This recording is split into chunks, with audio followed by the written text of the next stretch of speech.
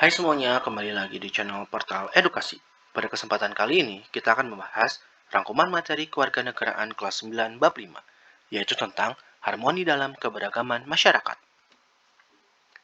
Materi pertama akan kita mulai dengan bentuk konflik pada masyarakat Indonesia. Konflik dalam masyarakat itu dapat dikelompokkan berdasarkan tingkatan, yaitu konflik ideologi dan konflik politik. Contoh konflik ideologi seperti peristiwa G30 SPKI merupakan penolakan bangsa Indonesia terhadap ideologi komunis. Sedangkan konflik politik merupakan pertentangan yang disebabkan perbedaan kepentingan dalam memperoleh kekuasaan atau merumuskan kebijakan pemerintah. Kemudian, berdasarkan jenisnya, terdapat beberapa konflik, yaitu konflik antar suku, konflik antar agama, dan konflik antar golongan. Konflik antar suku adalah pertentangan antar suku yang satu dengan suku yang lain. Nah, dalam perbedaan suku juga memiliki perbedaan suku budaya, sistem kekerabatan, norma sosial dalam masyarakat. Konflik antar agama adalah pertentangan antar kelompok yang memiliki keyakinan atau agama berbeda. Sedangkan konflik antar ras adalah pertentangan antar ras yang satu dengan ras yang lain. Hal ini disebabkan sikap rasialis. Sikap rasialis yaitu memperlakukan orang berbeda-beda berdasarkan ras.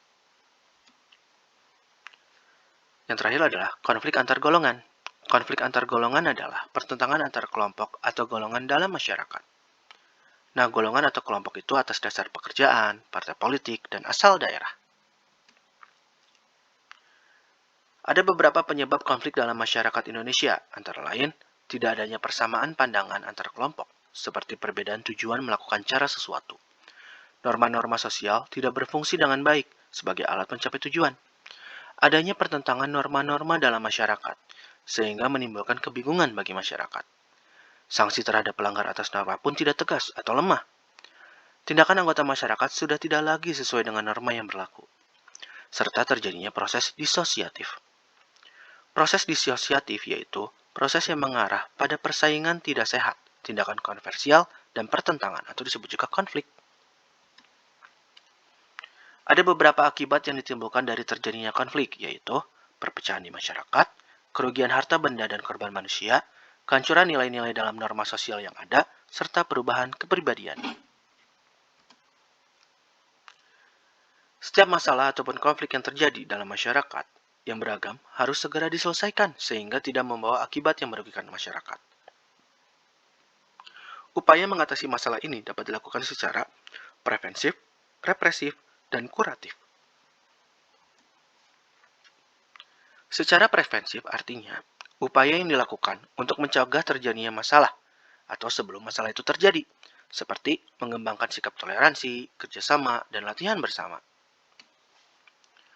Secara represif yaitu upaya mengatasi pada saat atau setelah terjadi masalah, seperti contohnya penangkapan dan pembubaran paksa. Yang terakhir adalah secara kuratif, yaitu upaya tindak lanjut atau penanggulangan akibat masalah yang telah terjadi. Misalkan, pendampingan bagi korban kerusuhan, perdamaian, dan kerjasama. Ya, mungkin untuk kali ini cukup sekian. Terima kasih telah menyimak video pembelajaran ini hingga selesai ya. Jangan lupa like, comment, and subscribe.